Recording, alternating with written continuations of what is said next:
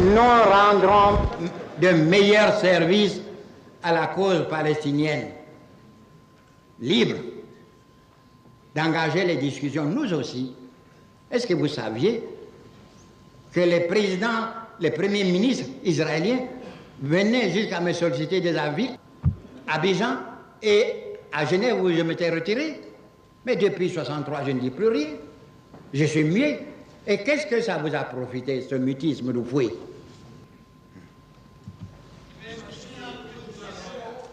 Oui. Non, ne parlez pas tous ensemble. Monsieur le Président, j'ai 80 ans, mais je ne suis pas fatigué. Je resterai ici avec vous jusqu'au soir. Monsieur le Président,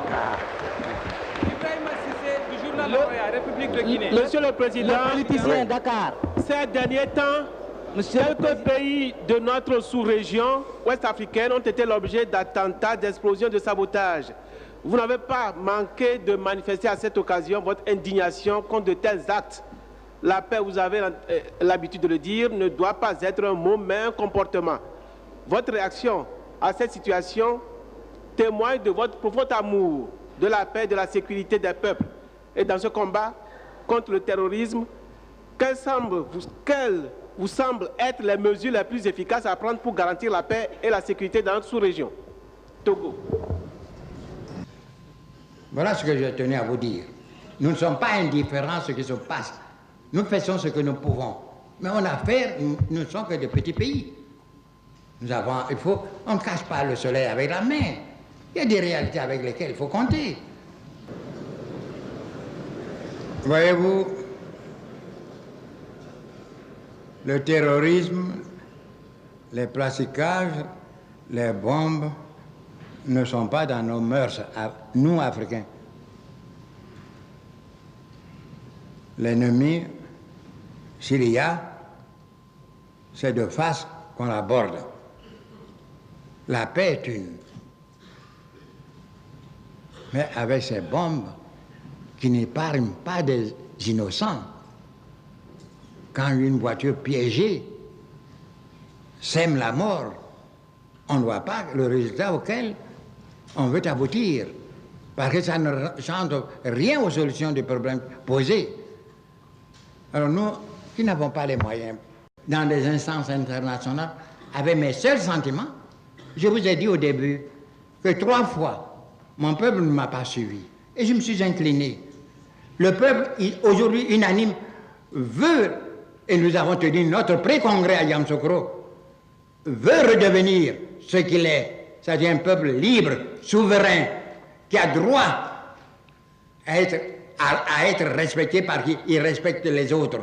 Pays qui soutiennent Israël. Vous voulez protester contre les États-Unis. Qu'est-ce que ça vaut cette protestation? Est-ce que vous rompez les relations avec les États-Unis? Qui soutient Israël? Et ce n'est pas les États-Unis seuls, c'est tout le monde évolué. Les États-Unis, c'est le porte-parole, il parle au nom de tous. Nous ne sommes pas des enfants.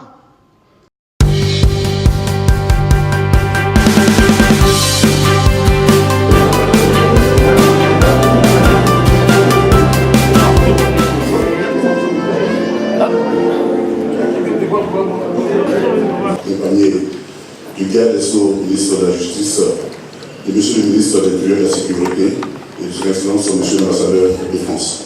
Excellence, monsieur l'ambassadeur de France, messieurs les ministres, mesdames et messieurs, distingués invités, soyez les bienvenus dans cette salle des fêtes de l'Hôtel d'Ivoire d'Abidjan pour ce rendez-vous de réflexion dénommé Séminaire interministériel et qui a pour thème lutter contre le terrorisme aujourd'hui, réflexion, action et coordination. Ce seront au total 48 heures de réflexion qui seront menées par des experts, par des sachants, par des militaires, par des stratèges, pour ensemble parler à fond de cette menace qui aujourd'hui se transforme en une véritable hydre. Pour cette première journée, ce sera essentiellement une cérémonie protocolaire. Protocolaire parce qu'elle va comporter 2 interventions, ensuite un point de presse, une une photo de famille et après les travaux ont débuté sous le coup des 11 heures. Pour la suite, ce sera dans quelques instants le point de presse. Le point de presse qui va concerner la table de séance et la presse nationale et internationale. Pour le reste des... Monsieur le ministre, bonjour, monsieur l'ambassadeur, monsieur Pierre Félix Kwame, pour le site d'information ivoirematin.com. Média ivoirien. Monsieur le ministre, je voulais savoir quels sont les critères de choix de ceux qui seront retenus pour l'Académie de lutte contre le terrorisme.